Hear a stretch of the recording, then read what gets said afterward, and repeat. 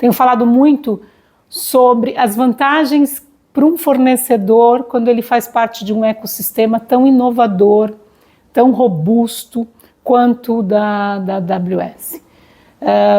Por exemplo, fazer parte, né, ser parceiro da AWS, estar num ecossistema como esse, dá acesso à inovação, à tecnologia de ponta, né? Coisas que o fornecedor possivelmente sozinho, né, sem a estrutura de uma parceria com uma empresa do tamanho da AWS, ele não teria rapidamente acesso àquele nível de inovação.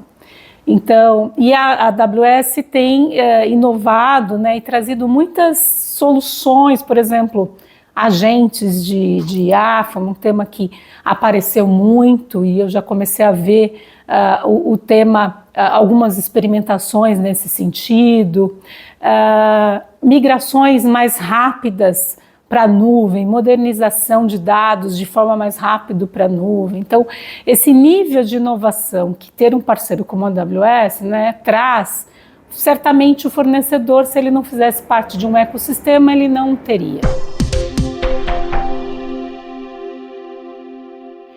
O que muda? O ano passado era muito POC, muita experimentação, havia uma grande dúvida a respeito do ROI, do retorno que esses projetos trariam.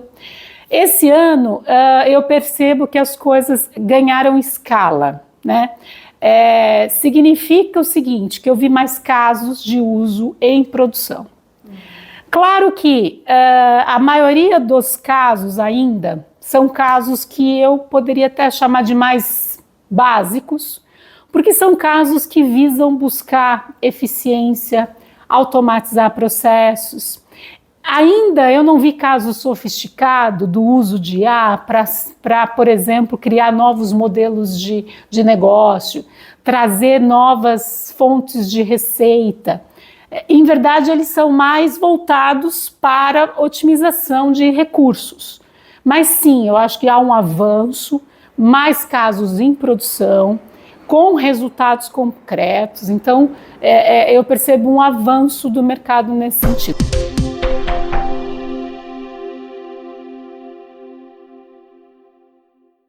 No meu ponto de vista, a diferenciação passa por algumas coisas. Por exemplo, eu tenho falado também bastante sobre o domínio da indústria, da vertical.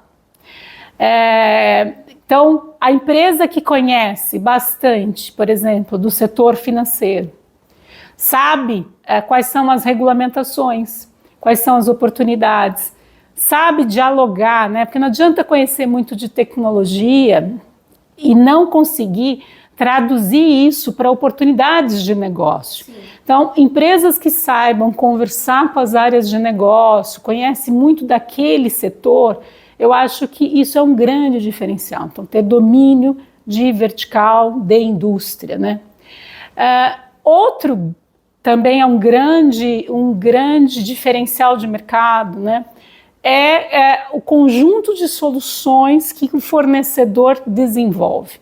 Então, toda a propriedade intelectual que o fornecedor, ao longo do tempo, ele desenvolve, na forma de aceleradores, metodologias, soluções, então, que facilitem a migração, façam com que você possa migrar para a nuvem mais rapidamente, que você possa aproveitar dos agentes de IA, porque você já tem uma plataforma de agentes de IA pré-construídos e você já consegue, o cliente já vai conseguir usar isso com mais rapidez, dar velocidade.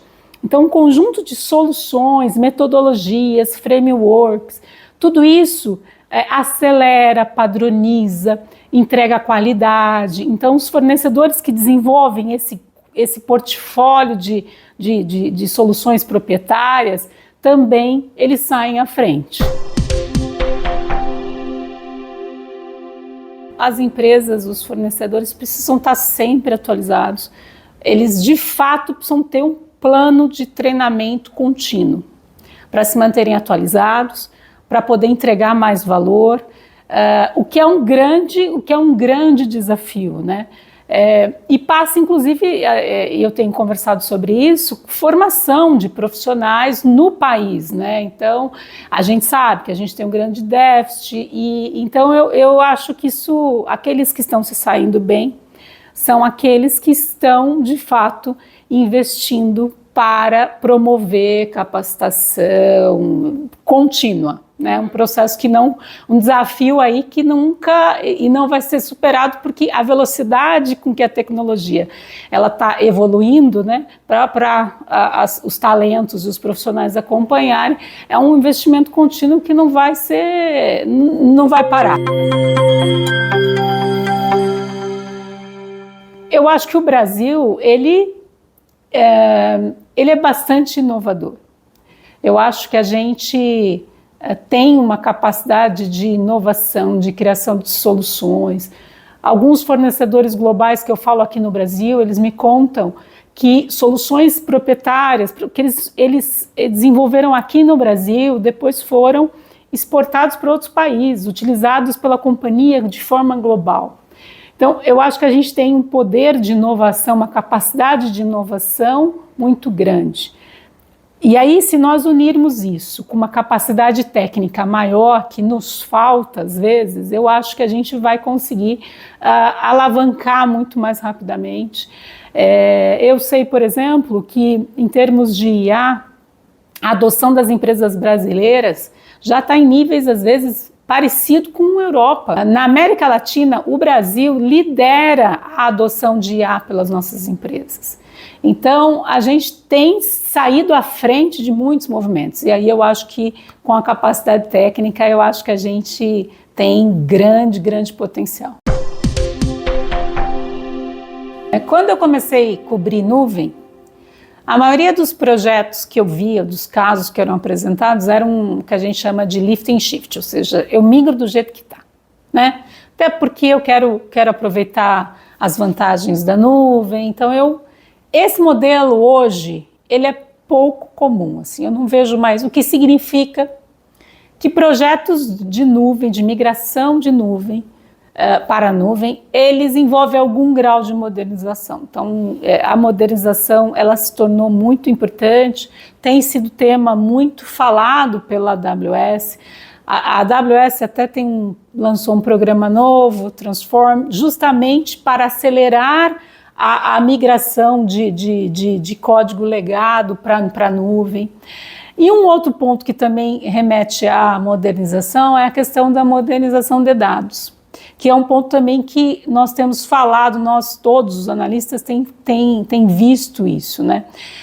Eu acho que muita empresa, ao tentar usar a IA, Generative AI, teve que dar um passo para trás, porque percebeu que não tinha uma base de dados sólida, não havia processo de governança, os dados estavam distribuídos pela empresa em departamentos.